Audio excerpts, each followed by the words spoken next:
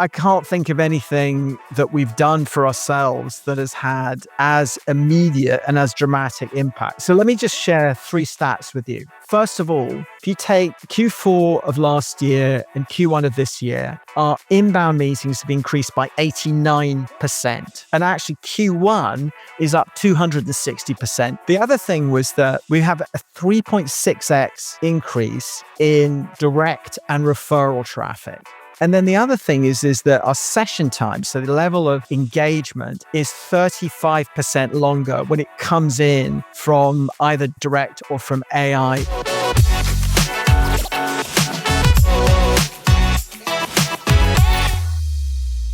Hello and welcome to the Healthtech Marketing Show. I'm your host, Adam Turinas. I'm the CEO of Health Launchpad. We're one of the presenting sponsors of this show. And for those of you who don't know us, Health Launchpad is the pipeline growth company for B2B healthcare. As always, a huge thank you to you for listening. And if you haven't already done so, please hit the follow or subscribe button on whatever app you are using. It makes a real difference to us. And, you're joining a community that's building. We're adding subscribers all the time.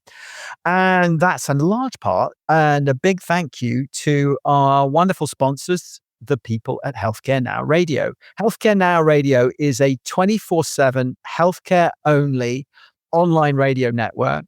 And they also have just an amazing podcast syndication service that's done wonders for this show.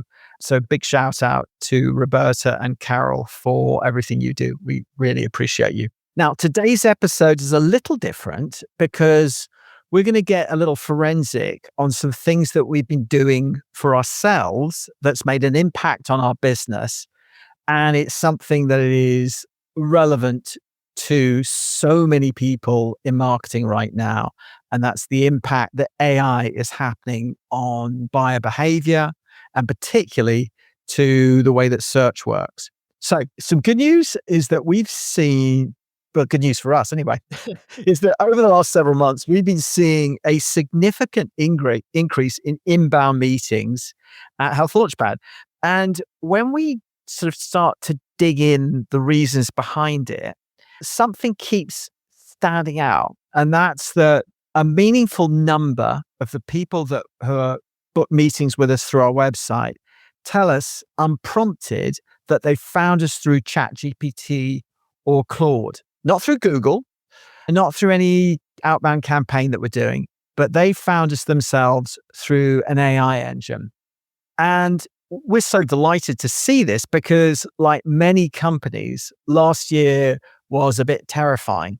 We saw a big decline in SEO-driven traffic. But in the last 6 months, that traffic has actually grown again. And more importantly, the pipeline that we get from our website has significantly grown. And when we look at the data, the other thing that we're seeing is in addition to more meetings, we're actually seeing that there's higher quality. And that's because there's higher intent coming through the website. That what we're seeing is the people who are booking meetings with us, it kind of feels like they know us when we have the first conversations with us, and they're much more likely to convert. So the business is converting much, much faster. Now, I'm happy to also say that this isn't an accident. We've been really intentional about this. So in the last 6 to 9 months, we've been on a mission to turn around the decline in traffic and to figure out how to get more business from the AI engines. And that's specifically what we're going to go into today. So my colleague, the amazing Mark Erwich, who is our Chief Strategy Officer, has led that work. And today, we're going to talk through exactly what we did, why it worked, and what you can do to see similar results. And we're going to cover the market shift that's going on with some new data that really stresses why this is such an urgent issue. If this is high on your list of things to do this year, you're right to have it there. And if it's not high on your list to have it on there, you probably should. We're going to go into the framework we use, and we're going to get quite specific about what we did from a technical perspective and from a content perspective and the changes we made. And at the end of this, you're going to get a very concrete action plan that you could actually start to work on this week. And if you're already doing this sort of stuff, I think you're going to see, you're going to get some new ideas. Nobody has figured this out. Nobody's figured this out. We certainly don't think we've figured it out entirely, but maybe you'll pick up a few tips from this. So bear with us as we go into detail. So Mark, welcome back to the show. Now, you've been living and breathing this, and set the stage for us. What's actually happening out there with search and buyer behavior? Yeah, thank you. And really excited to be here. So I think when setting the stage, there's two things that we want to think about that are happening. Two major shifts. One is the shift to AI for search, and two is the shift in search behavior. So let's take them one by one. The first one, the shift to AI for search, is we knew that the first vendor on the shortlist will win the deal. And we knew that B2B buyers fill their shortlist on day one of the buyer's journey. And in 95% of the cases, their purchase from day one vendors will be one of those on the list. Let me just jump in there. So this is like, actually, I think this is like some quite well-known data that came in from Sixth Sense, that every time they look at it, it just gets worse. So it's like, if you're not on the so-called day one list, you're in real trouble. Yes. Now, what has changed is that AI is now deciding on who makes the list. And knowing that 94% of the B2B buyers are using AI tools in their purchasing process, they ask ChatGPT, Perplexity, Claude, or any of the other tools who the leading solutions are in the space that you're in. Wait. Just wait a second. 94% of B2B buyers are actively using AI in their search now. Specifically in the purchasing process, right? So that's even making it more precise. And so asking them who the leading solutions are, they get one synthesized answer, not 10 links to explore. No, one answer from these tools. And even more interesting, AI chatbots are now the number one source influencing B2B shortlist. The research coming out 2 days ago. It's just amazing how the world has changed. Where did that come in from? Yeah, G2 had that research coming out 2 days ago. AI is the number one source of influence?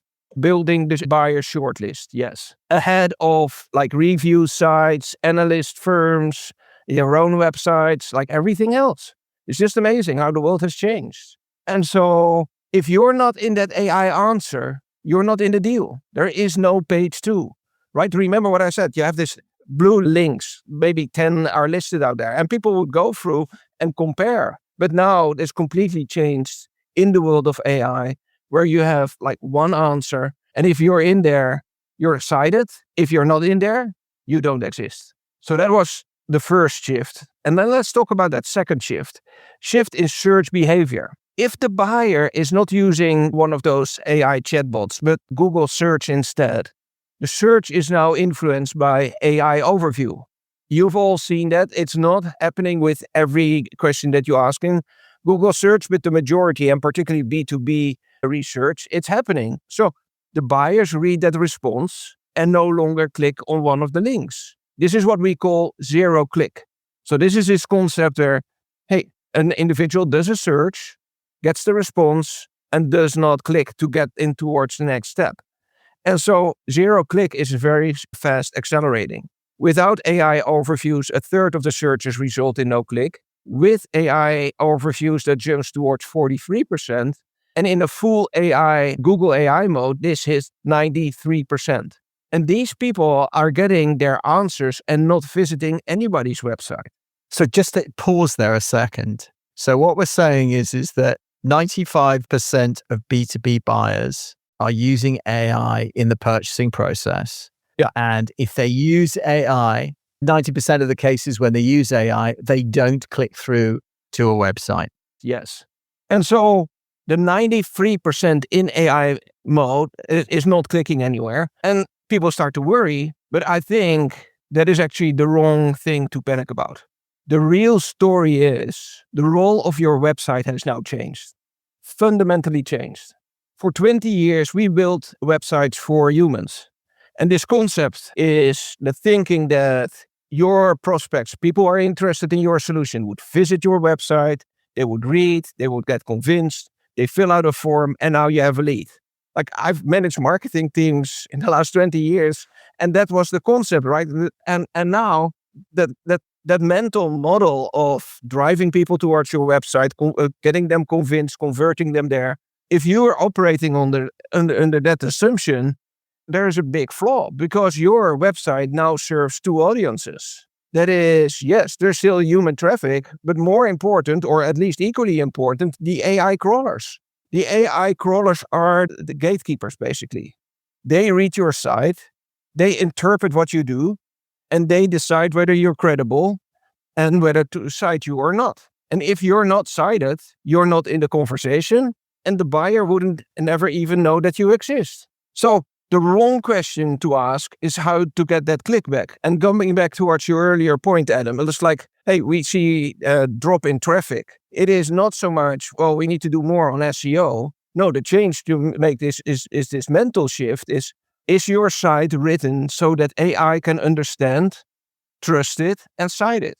And so when buyers are visiting your website later in the journey, the site must still reinforce what the AI has already told them. But if AI never named you, none of that matters, because you will never get a visit. So the takeaway here is build your website for both. Write for a human who shows up ready to buy, but structure for a machine that decides whether the human will ever show up at all. Now, what's interesting, and that's a really fascinating piece of data, I think, is that the AI visitors convert at 5 times the rate of Google traffic. So ranking on Google used to be the goal. Now it's the floor, and citation is what wins. I just want to pause there a second, because that's a big thing that you just said.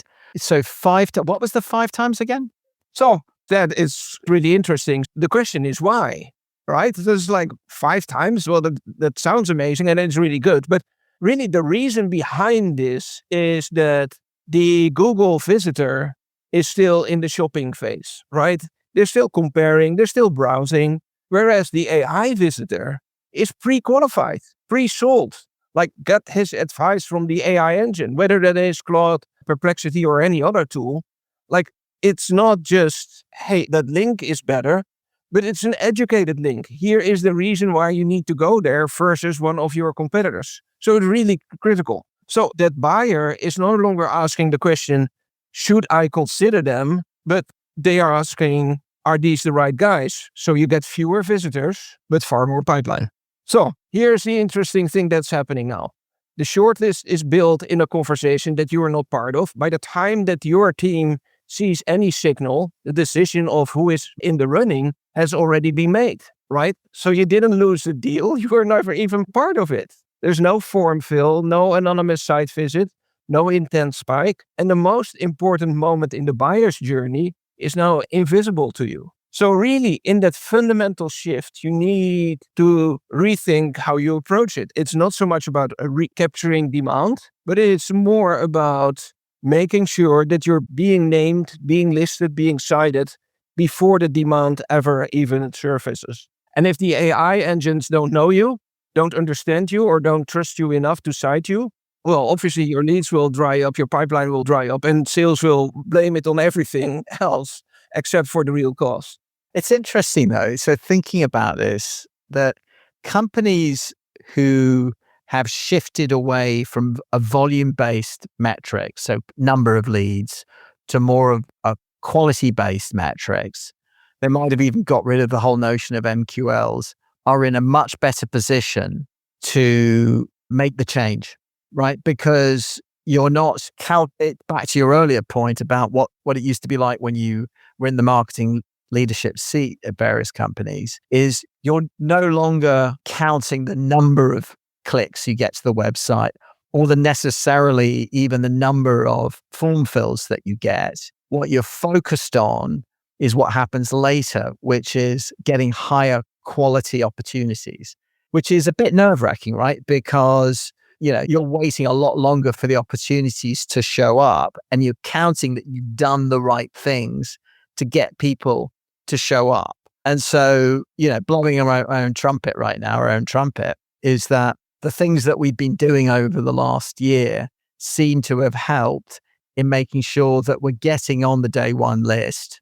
Probably not all of them, but certainly it seemed to be more than we were before.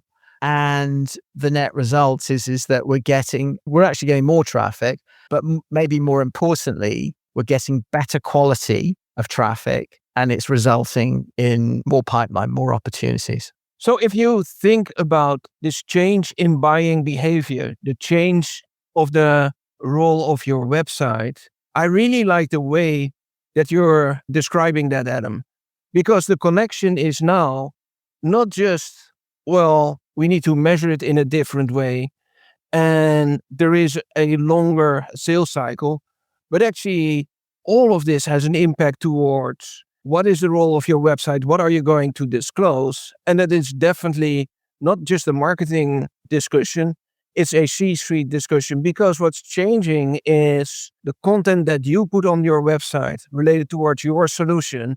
You can no longer think about, hey, this is the marketing content, and when they got in towards a sales discussion, this is the other type of content. If you leave out that technical depth and don't have that on your website, and your competitors do, suddenly those LLMs will say, well, these guys are very high level and don't get that level of trust. And your competitors will be cited when buyers are looking for a solution. So really critical that you have that discussion. And I love the way that you're describing it's like, it's a much bigger impact. Absolutely true. All right. So let's move on to what people can do about it, but particularly this notion of citation. Right. So we thought about what is the best way to frame this, right? And we see that in 3 different areas, 3 different dimensions. And we started with that concept early on, which is authority, relevance, readability. All of these 3 need to be addressed, and missing one does not get you cited. So let's dive in it towards all 3 of those. Authority really talks about whether the AI trusts you. And these are the third-party signals that outweigh anything else that is in there. So that's really making sure that you're being recognized. Talking about analyst mentions, industry recognition, class is really important in our industry, G2, awards, anything external. Then also thinking about client references, making sure that you have your case studies on there. And not just like a bunch of logos, but actually what is the outcome? What is the impact? Ideally from a financial perspective, but even if you can't talk about finances, some of the clients in healthcare industry have challenges with that. Still speak numbers. That's really critical, not just vague claims. Third-party directory listings is important and making sure that you're listed there. Earned media coverage, being cited in towards the trade press. Any article there, whether it's an interview with your CEO or a customer mentioning you in an interview, all of that is important. And then making sure that you have brand consistency across the different platforms, not just on your website, but also on your LinkedIn pages, the different profiles that you have in the class, in G2, Crunchbase, wherever. So Mark, one thing I want to just flag here, because you made this point in a discussion in the Healthtech Marketing Network sessions the other day, is that earned media isn't always in your control. What can companies do that, say, haven't been covered very much? Yeah, so I think one is there is always the opportunity to get you covered by paying for that. I think our landscape in media has changed somewhat. But then also companies can make sure that they're like doing smaller things in making sure that they're mentioned there. So I think there's a combination that they are. And then if they get in towards media and they are covered, it's not just being there, but also make sure that you have on your website a listing of press coverage. So you point back towards that. Yep. And so I think it's a mix of those things and making sure that you're not just mentioned, but you're also making sure that you actually invest on that on your website. I think it's interesting that, in terms of authority, which is the first pillar you mentioned, that PR is now even more important than it was in the days when it was you were thinking about the impact that PR has on SEO.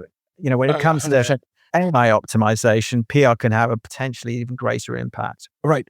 Yeah, because it gives a level of credibility which the AI engines are checking for, right? Let's move on to the second pillar, relevance. So this is really about, do you have the right answers towards a query? And I think it's important here to take a step back. When you do a Google search, you enter one term, right? You type in EHR and you instantly get replies back. But people change their behavior as they start understanding the value of those LLMs. So they're much more specific. Hey, I'm looking for a clinical documentation solution in small to medium practices for the 50 physicians. What are the best solutions out there? That has now become the question because the buyers realize that by putting that data in there, they get a much richer answer back. And so the relevance topic is really about, does your website provide the right answer towards that? And so do those AI crawlers pick up on that concept that you are the right vendor? And obviously, there's many different questions being asked, right? It's not just one single question. So making sure that you have those answers on your website already pre-populated will help enrich those LLMs with your information, and the chances of being cited are significantly higher. There's a shift here from keywords to questions. And I want to make sure that listeners really absorb that point because it really changes how you think about your entire content strategy. Can you put a finer point on this notion? Oh, 100%. So the way it's shifting, and I gave one example that the buyers are much more specific. That's one element. But then the other element is the level of technicality. So now buyers start asking, hey, does this solution live in the cloud? Or I have part of my infrastructure on-prem, part of it in cloud. Can your solution deal with that? So they're already pre-qualifying what usually would happen in a sales situation. Again, if you don't have that information on your website, you're not even considered.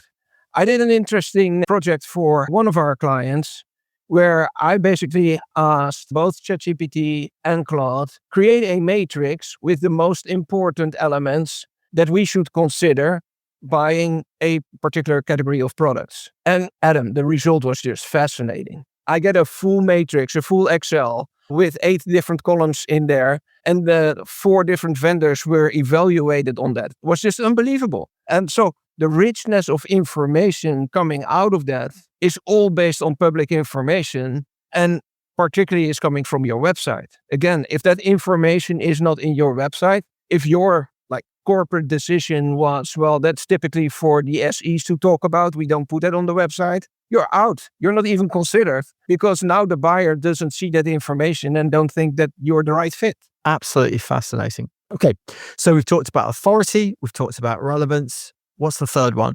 The third one is readability.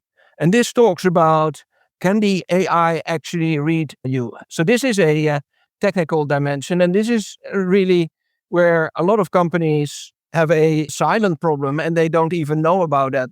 Like we had that with one of our clients. They were complaining about a lack of traffic, and we understood that part of the traffic was blocked. So we see a few things that we typically say, hey, take a look towards that. Take a look towards in your robots.txt file on the website. Are you blocking AI crawlers? And one could ask, well, why would you do that? Well, if your website was built, was it 7 years ago or so, and your IT department was involved, they may have said, well, we're going to block everything but human traffic. And they may have had good reasons for that. But we live in a different world. In today's world, traffic from those AI crawlers is critical. You want to make sure that you get that. And you also want to make sure that you point them in towards the right direction.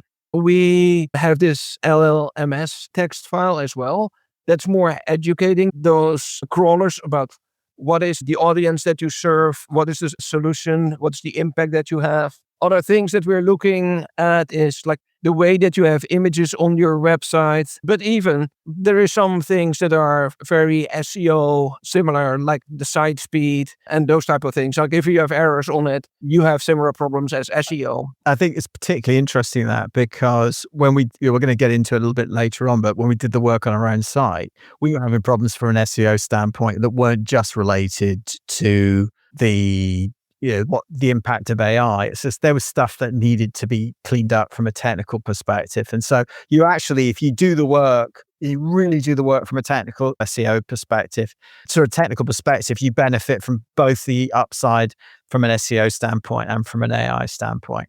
There was a blog post, I think there was on Claude specifically, that I read on that. And I think our readers or our listeners may find this interesting as well. These crawlers have a budget allocated. So a budget per basically website on the amount of time that they can spend there. So once you understand that, then it starts to make more, or at least for me, it starts to make more sense, because that budget is because computer power is limited, they need to decide how much time am I going to spend on a website. So the easier you make it for these crawlers, the more information they will find you. If there is a lot of energy that they need to put in, they're going to waste a lot of energy on that, and the less content they will actually get. By the way, you mentioned earlier on about the crawlers being blocked. What was the cloud? There was an issue with Cloudflare, I think, came up, I think, last year. Fascinating. So in a default setting of Cloudflare, it was one, and now I can't remember which crawler, but one of the crawlers was actually blocked, simply completely blocked on your website. So the only way that then an LM can learn about your product, your solution, is like third-party information, like media coverage and potentially other listings out there. But other than that, there is no way that could even learn about your solution. So it's really important that you take a look on the technical side as well. It's not just a content game here.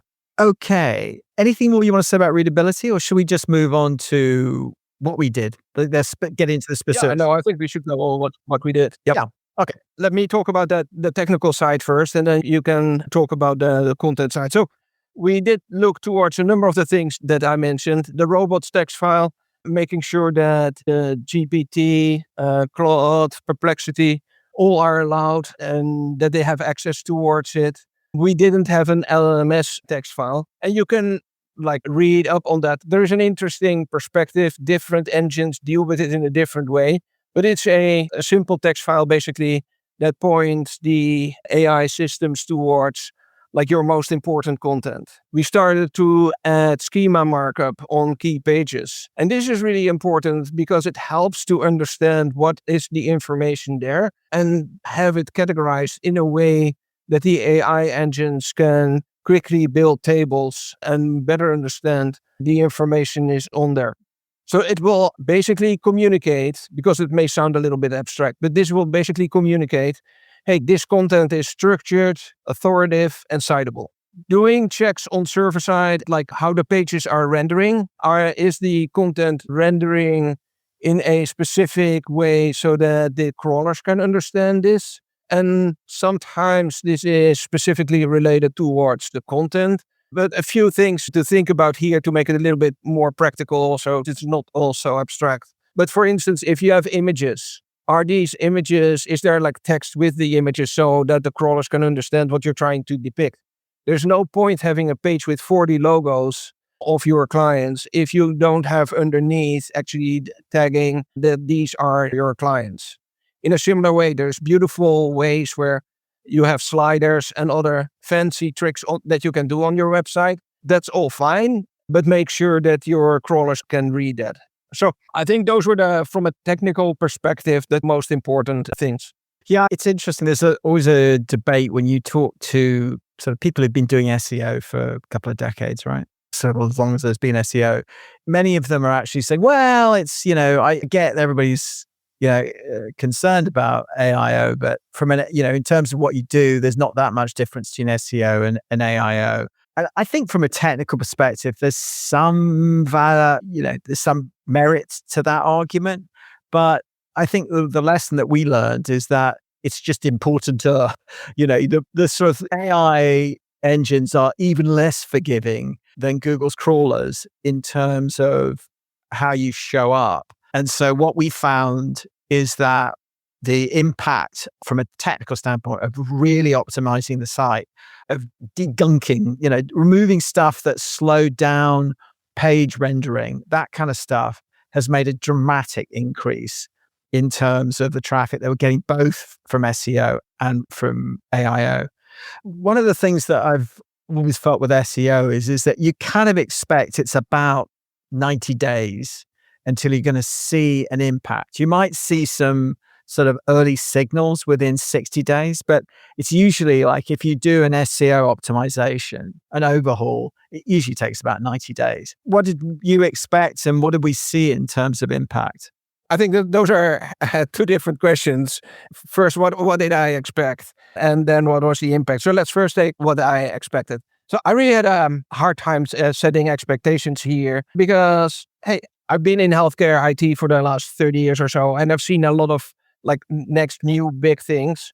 So like I didn't have the right answer immediately, and I didn't know, well, is this actually worth all the energy that we put in here? And if I do, what will be the impact? And so I came towards, I think, fairly early towards this conclusion. Well, if we focus on a framework and build on that, and that is this authority, relevance, readability framework that we have, that will really help us to make a bet that the time that we invest is going to be worth it.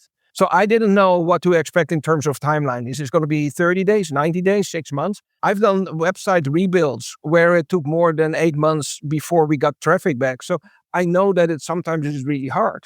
And so looking towards this methodology, starting to make changes, and we were really like, yes, this is the path that we go on. Sometimes I was really surprised. There were things we changed, and 2 weeks later we were cited. It's like, yeah, this is cool. This is fascinating. Yeah. And super rewarding as well. Like, it's nothing better than to see immediate results. I've been amazed by that. I want to spend a few minutes just to talk about the other side of it, which is the content side of it. And so, I mean, for years, we've written content for the sort of traditional SEO driven inbound engine, and it's been really successful for us. I mean, we're seeing 9% month on month growth steadily for 4 years.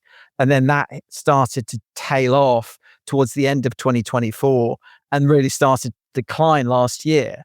And what we decided to do was to essentially bifurcate our content strategy. So historically, what we'd done is we'd written content entirely for humans. So now what we do is we have 2 types of content, and it's really quite intentional. We have thought leadership content, which is exclusively for humans. I mean, sure, we will do things to make sure it's optimized from a search and AEO, GEO, AIO standpoint. But we want to make sure that any human reading it is going to find this engaging and interesting. And the podcast is kind of at the heart of that. And our Healthtech Marketing Ideas newsletter is one of the main vehicles for our thought leadership. Now, but the other part of it is strategy to create content that is written primarily for the answer engines. Now, it's still written in a way that humans would read it and find it interesting and useful and practical, but it's a bit more like reading a textbook than an interesting article. And not surprisingly, right, a lot of the content is how-tos, a lot of it is FAQs, and it's written so that, ChatGPT will find it. Like, for example, one of the best account-based marketing agencies for health tech. That's the kind of thing that we're writing it for. We're writing it for as an answer to a specific set of questions. And 3 things have shaped how we've approached that content work. The first is question mapping. So we went through a lot of the questions about that we think that health tech marketing buyers realistically ask. So we've done our own buyer journey on our own market. Things like agency selection, ABM, use of AI in marketing, content strategy. And we made sure that those questions were literally answered on our website, either as FAQs or as really long how-to posts. Now, what we're doing is we're leveraging 5 years of accumulated content and essentially repurposing it. And I'll be full disclosure, we're actively using Claude to do that and then editing the output afterwards. And, that's helping us write these essential pillar posts, 2,000, 3,000 word long posts on those topics. The second was leaning into proprietary content. So we've got a lot of data. So because of the Health Tech Marketing Network, we've usually do about 5 or 6 surveys a year. And we use that research and the observations that come out of the discussions that we have in the Health Tech Marketing Network to create original content on this. And the third was getting really disciplined about recency. So AI systems deprioritize stale content. So pages that haven't been updated in 90 days can lose citation share to fresher sources. So we've built a simple content calendar around keeping our key pages current, not just publishing new pages and walking away from them and sort of forgetting about them for 9 months. And the results have honestly blown us away. I can't think of anything that we've done for ourselves that has had as immediate and as dramatic impact. So let me just share 3 stats with you. First of all, if you take Q4 of last year and Q1 of this year, our inbound meetings have increased by 89%. And actually Q1 is up 260% quarter on quarter. But if I take those, I want to be more conservative about it, just taking 6 months worth of data, that was already up 89% on the previous year equivalent period a year ago. The other thing was that we have a 3.6x increase in direct and referral traffic. And so I think anybody who's played around with this knows it's really actually difficult to figure out where the traffic, which traffic is specifically coming from AI. But the general consensus is that, the referral traffic is definitely the source of AI traffic, but a lot of direct traffic is being attributed by GA4 to AI. So it's 3.6x increase. And then the other thing is that our session time, so the level of engagement, is 35% longer when it comes in from either direct or from AI, from what we believe are our AI sources. And then the last point that I mentioned earlier on is that quite often, maybe half the time when we talk to a new prospect, they will actually say, "Oh yeah, I found you through ChatGPT." So the result of this is we're actually seeing more visits, not fewer visits. More importantly, better quality and more pipeline. And we're able to do this in, frankly, this is 6 to 9 months worth of work, and we were seeing an impact, honestly, within 30 days of doing it. And that's just grown from that. So the honest version of this is we were really surprised at the impact that it's made. We expected it to take longer. We expected it to be harder. And we're not sharing this because, hey, we're all smug about the fact we figured it out. We really haven't. We've shared it because we think that most health tech companies are struggling with this issue. And we hope that by sharing this, warts and all, that you'll get some benefit out of it. So anyway, Mark, somebody listening to this, what can they actually do about this starting today? What does an action plan look like? Well, there's some very simple things that anybody can do and actually should do to get a better understanding. First of all, take a device at home, open a browser and open an incognito window in there and use ChatGPT, Perplexity, Microsoft Copilot, all of these tools, and start asking the question, what are the leading solution for ... whatever the category is that you're in. And really make sure that you're not logged in towards your account. If you have a ChatGPT or Perplexity account, make sure that you're not logged in. Make sure that you're using an incognito browser. Because there's this concept that the AI engines are always trying to please you. So they're using whatever is in their history and will give you the answer that you think or they think you'll be most happy with, and you want to avoid that. So once you get that answer, you get a better understanding of who's listed first. And if that's you, great. If that's one of your competitors, start asking why.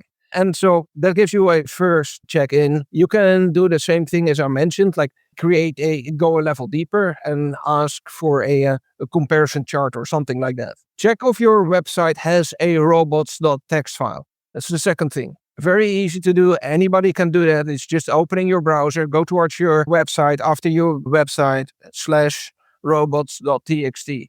And in there, look for, is traffic from any of the bots blocked, or is traffic towards certain pages blocked?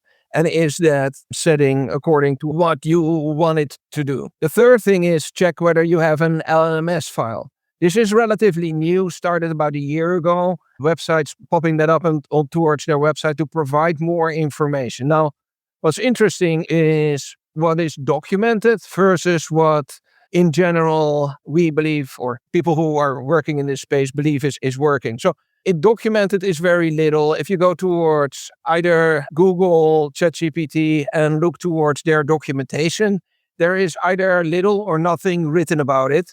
So it comes really out of the public domain. These are the best practices in order to do that and set on here. But here you need to create, or this is where you put information about what is the audience that you're serving, what is the solution that you have, how is it addressing the different problems. And then what I would also do, and that is the fourth one, is like go towards your 5 top pages, easy to find if you have Google Analytics 4 running on your website. What are your most traffic pages? And are these pages answering the questions that your buyers typically have?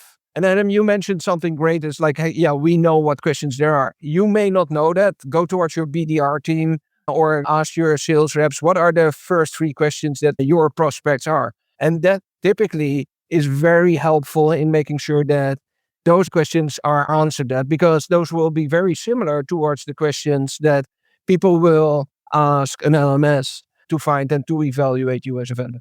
So those action points. So run the AI query test, check your robots.txt, check for an LLMS.txt file, and audit your top 5 pages. Now, there's a lot of information I realized in this episode. So what we've actually done is we've turned this into an actionable blog post that will help you actually start moving ahead with this, including what Mark has just covered. So there is a link in the show notes to this how-to post down below. So, for the DIYer, what Mark just said is, I think, really helpful. So you've got to be pretty motivated to work through those in an afternoon. And the ones that Mark described are really the diagnostics, and they tell you where you stand and sort of point you in the right direction. The structured work is different. And this is where the compounding happens. This is where you're going to start to see real results. So let me kind of go through those. First of all, it's question mapping at scale. So not just a few pages, but systematically working through every question your buyer asks across every stage of their research and the buyer journey, and making sure your site has the answer. And that's a real content project. It may be the way that you approach content every year, but this is a different way to think about it. The second thing is entity consistency across every directory, every third-party presence that you have any influence on, whether that's G2, LinkedIn, Crunchbase, Class, Trade Press, other analyst mentions, and making sure that the brand signals are coherent everywhere AI might look. And then perhaps most importantly is rethinking and building the right measurement framework for AI visibility as a distinct discipline. And this isn't necessarily going to be your existing search dashboard. You've got to figure out a way to track citation share, AI referral conversion rate, your brand presence in generative responses. These are different KPIs and need to be tracked separately. Otherwise, you're not going to know what's working. And there are a whole bunch of new tools out there. We can't really stand behind any of them. We've been trying many of them. They all seem to be good at certain use cases, but not all of them. And so you're just going to kind of have to figure out which ones work for you. So this brings me to something we've been doing for our clients for the last few months. And we went through, as I said, this is the process we went through on our own site. And we've made the mistakes, we've kind of learned from our own struggles, and we found where the quick wins are going to happen and what it takes to get a sustained effort. And we've built a formal version of this, and we call this the AI audit. And here's what it covers. We do a technical readiness check for crawlability, robots.txt, schema, LLMS.txt. We do a content citability assessment. So are your key pages answering the right questions at the right depth with enough proprietary signal to earn a citation? We review your entity footprint across all the third-party directories and platforms that matter. And we do a competitive citation analysis. So who in your category is already getting cited by AI and why? And we deliver a prioritized action plan. So 30-day, 60, and 90-day recommendations. And this is only $2,500. So, it's a really thorough output, and it's going to give you the roadmap to get moving with this. And if you're interested in this, there's a link down below to book a meeting with Mark to go through this, and he'll explain the process. The clients that we've done this with have really enjoyed the benefit of it and are taking action on it already. So I want to come back to where we started as we bring this thing to a close. So a few months ago, we were starting to see a decline in organic traffic, and we were asking the same question a lot of you are probably asking, and what we are hearing from clients and other people in our network. So what is happening to search, and what can we do to turn this around and get our inbound pipeline working again? And, the other thing that, you're seeing, right, is the channel has changed. Your buyers are using AI to build their shortlist, and they're doing it before your sales team even knows they exist. And that problem is getting worse, particularly with AI. And if you're not showing up in those answers, you're not in the consideration set. It's not that you're ranking lower. You're just simply not in the deal. The good news is that it's fixable. And we believe that if you make the changes now, you can gain a competitive advantage. So the technical foundation isn't that complicated. It's just work. The content shift is a real effort, but it's one that compounds over time. And you've just got to have a plan for it. And as I said, I think there's an early mover advantage here.